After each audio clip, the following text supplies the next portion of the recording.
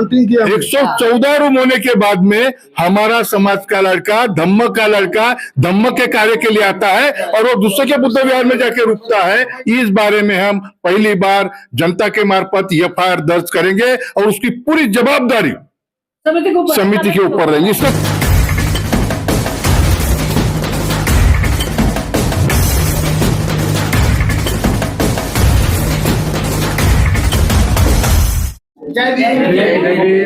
साथियों नमस्कार, जय भीम, नमो बुद्धाय, जय संविधान, जय शिवाजी। हमने आपको हर बार दिया 3 दिनों से दीक्षा भूमि में जो चल रहा है वो हलचल जो है वो आपको दिखाने की कोशिश कर रहे हैं। कल जो हुआ वो भी आपने देखा, वो वीडियो भी आपने शेयर किया, उसके लिए हम आपका तहे दिल से धन्यवाद करते हैं और लोगों से एक निवेदन भी करते हैं कि हमारे चैनल को ज्यादा से ज्यादा सब्सक्राइब करें और लोगों तक पहुंचाएं। अभी हम जहां पर खड़े हैं उस परिसर के बारे में हम इन लोगों से जानने की कोशिश करते हैं जो हमारे लोग पीछे खड़े हैं।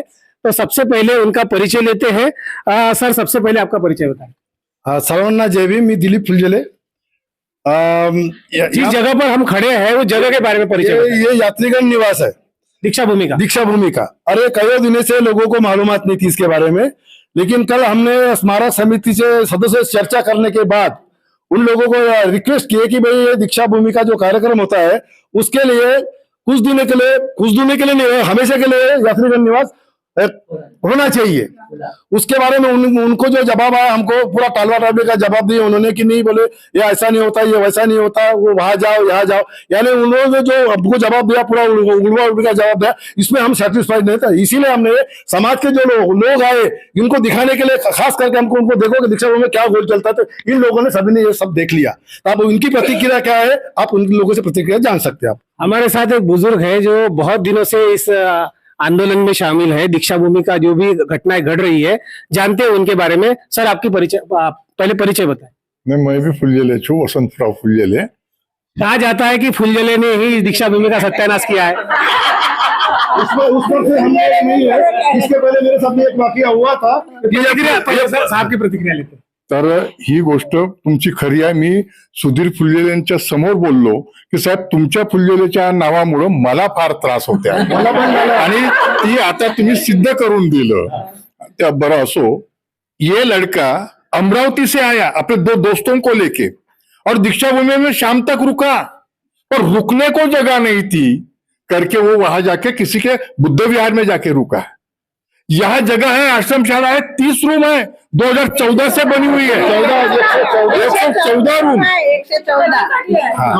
114 रूम होने के बाद में हमारा समाज का लड़का धम्मक का लड़का धम्मक के कार्य के लिए आता है और वो दूसरे के बुद्ध विहार में जाके रुकता है, उनके साथी वह परत जाते हैं। इसलिए ये बहुत क्लेशदायक चीड़दायक प्रकार है। इस बारे में हम पहली बार जनता के मार्फत एफआईआर दर्ज करेंगे और उसकी पूरी जवाबदारी समिति के ऊपर रहेगी। इसका कारण है साहब, जो जमीन मिली है, ये जो 14 एकड़ और बाद में 6.9 एकड़ ऐसे 20 एकड़ जो जमीन मिली है, ये कॉलेज के लिए, हॉस्टल के लिए, आश्रमशाला के लिए और बुद्ध विहार के लिए मिली है। तो उसमें आश्रमशाला है बोले, हमको आज तक नहीं मालूम था, पर उस दिन बताया उन्होंने आश्रमशाला है। आश्रमशाला है तो फिर उपयोग में क्यों नहीं आ रहा? तुम्हारा अगर बेटा 8 बजे अगर वो गेट बंद होता है तो निवासी आएगा कब, रुकेगा कब? क्या फायदा फिर वो आश्रमशाला का? हमारी ये मांगनी है कि वो गेट भी रात दिन चालू है। भलाई बुद्ध विहार के स्तूप के अंदर के गेट बंद हो 8-10 बजे, पर बाहर का वो गेट चालू रहे, आश्रमशाला चालू रहे, जो लोग बाहर के आएंगे वो रुक सकेंगे, धम्म का ज्ञान ले सकेंगे। अगर ऐसा नहीं होता तो अपने को कार्रवाई करना पड़ेगा और इस वक्त साहब हम जनता के साथ में मिलकर कार्रवाई करेंगे। धन्यवाद। धन्यवाद। आप यहाँ पर आए हैं, पहले आपका परिचय बताएंगे। नमो बुद्धाय, जय भीम। मेरा नाम आदेश राजू मेटांगे, मैं अमरावती से आया हूँ। जैसे ये 2 हफ्तों से आंदोलन चल रहा, तभी से मैं यहाँ पर विजिट दे रहा हूँ। और जब मैं कल आया यहाँ पर, तो आने के बाद मैंने यहाँ पर 8-1 बजे तक रुका और जब मेरे दोस्त के साथ में अदर कास्ट थे, उनसे मैंने कहा कि यहाँ के जो गार्ड है कि हमें बोला रुकने के लिए जगह चाहिए, हम अमरावती से आए और अमरावती नागपुर से तकरीबन 150 किलोमीटर दूर है। तो उन्होंने हमको कहा कि यहाँ पे रुकने के लिए आपको कोई भी व्यवस्था यहाँ के समिति ने नहीं की है, इस कारण हम आपको यहाँ पर रुकने नहीं देंगे। 70 साल में ये जो कमिटी है स्मारक समिति, ये इसका अपयश है। अगर चाहा होता कि बाबा साहब आम्बेडकर ने अकेले इंसान ने इतना कुछ किया तो अपना समाज मिलकर भी कर सकता था, लेकिन इस कमिटी ने अभी तक समाज को कभी साथ में नहीं लिया। क्यों नहीं लिया? क्योंकि अगर समाज को साथ में लेते थे तो हर कीमत का, हर पैसों का हिसाब समाज के सामने रखना पड़ता था। इसी कारण इन लोगों ने समिति का हिसाब, इस दीक्षा भूमि आने वाले फंड का हिसाब कुछ भी नहीं रखा।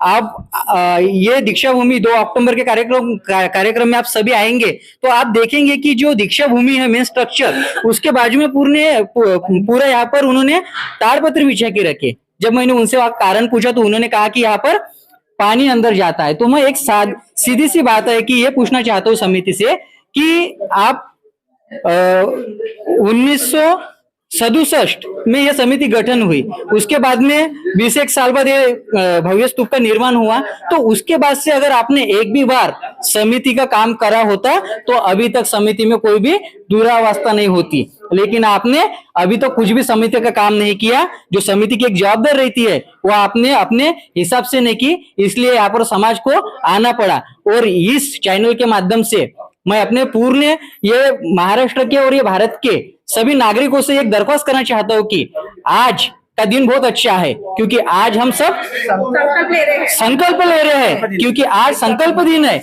इसी संकल्प के दिन डॉक्टर बाबा साहब अम्बेडकर ने इतिहास रचा था कि इस भारत देश के नागरिक को मैं स्वाभिमान से जीने का अधिकार दूंगा, और बाबा साहब ने वो दिला के दिया। और आज इसी पावन भूमि प्रेरणा स्थान दीक्षा भूमि से हम भी संकल्प लेते हैं कि इस दीक्षा भूमि समिति के जितने भी मेंबर है उनको हम ये समिति से हटा के रहेंगे, और जब तक हटाएंगे नहीं तब तक हम रुकेंगे नहीं। जब बाबासाहेब आंबेडकरांचा